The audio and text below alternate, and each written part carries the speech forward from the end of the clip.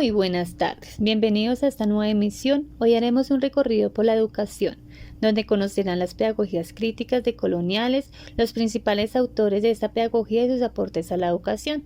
En este día nos acompaña Licena Jera, licenciada en Pedagogía Infantil, especialista en Desarrollo Integral de la Primera Infancia y Adolescencia y estudiante de la Maestría en Educación, y quien les habla Daisy Pinilla, docente de Primera Infancia.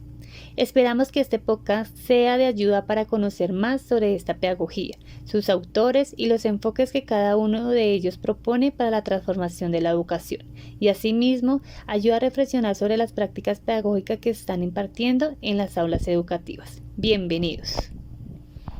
Para empezar, recordemos que la historia de la educación en Colombia está directamente relacionada con la Iglesia Católica, en la cual se firmaron acuerdos dándole autoridad a la Iglesia en el campo de la educación.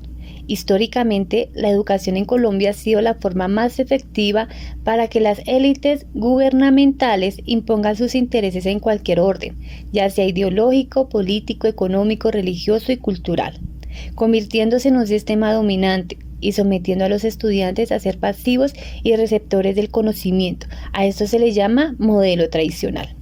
Conozcamos un poco más sobre este modelo de aprendizaje. En el modelo tradicional se concibe al estudiante como un ser pasivo, es decir, un receptor pasivo del conocimiento y objeto de la acción del maestro. El conocimiento se considera como algo que ya está dado y determinado por un sabedor exclusivo, que es la teoría y o el docente. En su forma más clásica, este modelo enfatiza en el papel de la educación a los sujetos a través de la voluntad, la disciplina y la ética. Hoy en día aún se evidencia esta práctica pedagógica en algunas instituciones educativas, donde el currículo es rígido, en el cual seleccionan y ordenan contenidos de acuerdo a las asignaturas, sin tener en cuenta las características individuales de los estudiantes, sus necesidades e intereses, convirtiéndolos así en sujetos pasivos y receptores, donde su función es recibir el conocimiento, memorizarlo y repetirlo.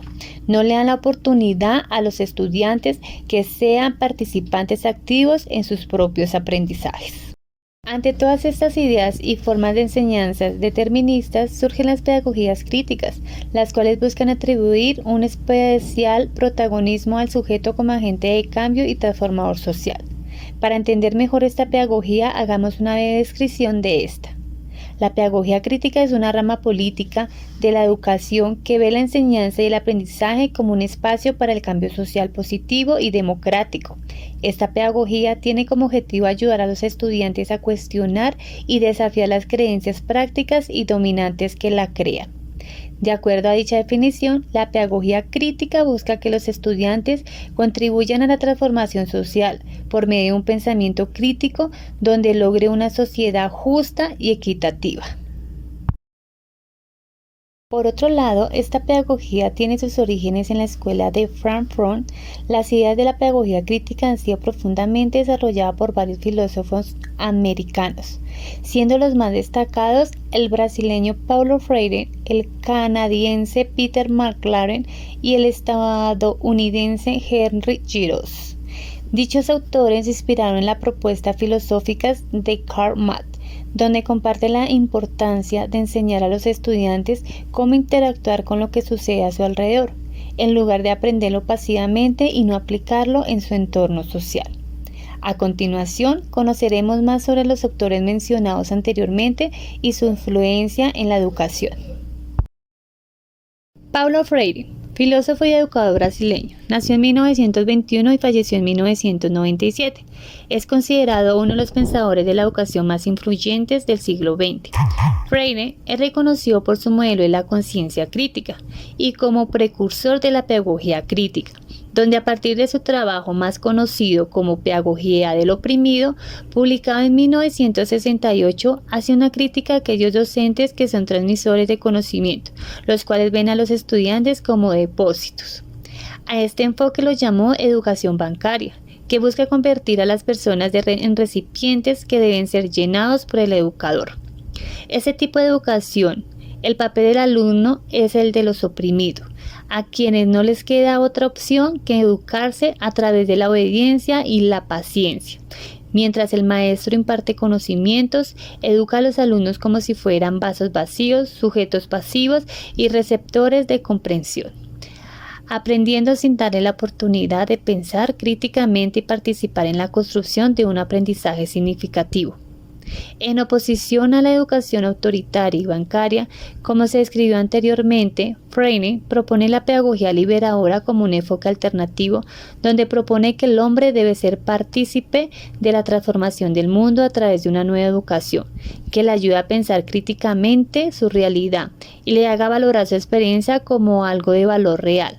Se busca entonces que el alumno pueda, desde sus contextos específicos, luchar contra la opresión, la marginación, la injusticia y todos los males del sistema dominante. Y por esta razón, esta clase de educación puede llamarse una educación liberadora. Es así como Freire nos invita a reflexionar sobre nuestro quehacer profesional, en los espacios de enseñanza y aprendizaje, donde la educación debe ser un proceso de transformación personal y social, destacando la importancia del diálogo, incluyendo de forma activa a los estudiantes en el proceso de la construcción de los aprendizajes.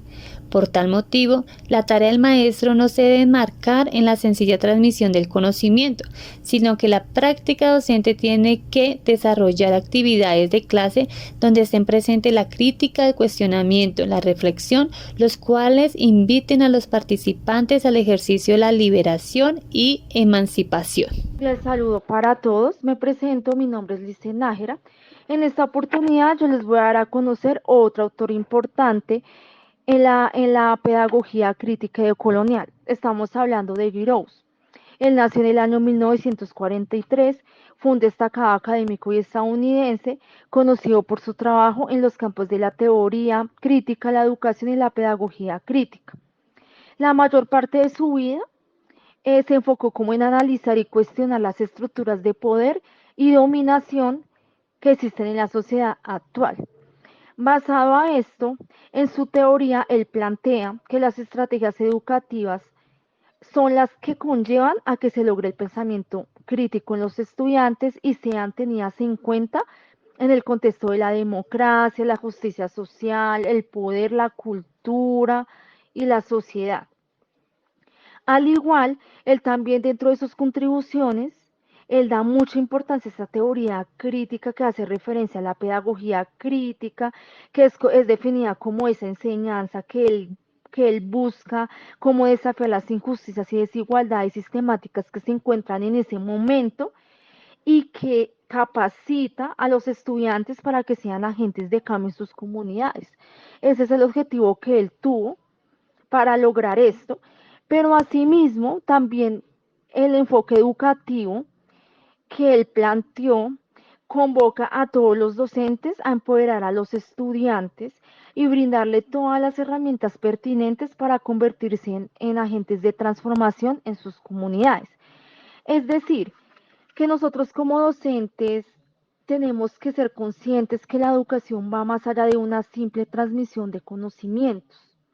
Apunta más a crear experiencias significativas que logren desarrollar ese pensamiento crítico en el estudiante para que asimismo se puedan superar todas las formas de la injusticia, de la desigualdad sistemática que obviamente se ve siempre en la sociedad marcada y que se conviertan en ciudadanos activos para que puedan ser capaces de tomar decisiones y contribuir al desarrollo de una sociedad justa y equitativa.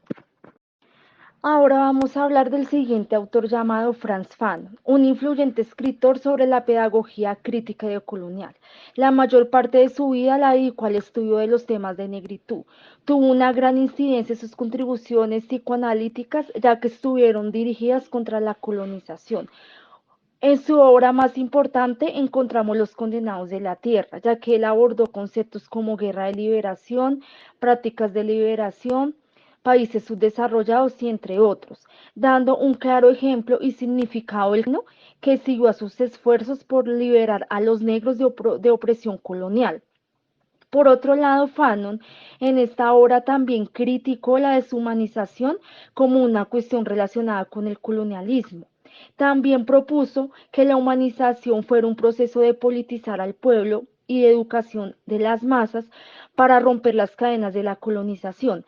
Gracias a estos profundos análisis que él llevó a cabo en la parte psicoanalítica del cuerpo, la clase social, la raza y entre otros, tuvo una poderosa influencia en los movimientos feministas, las revoluciones y la liberación.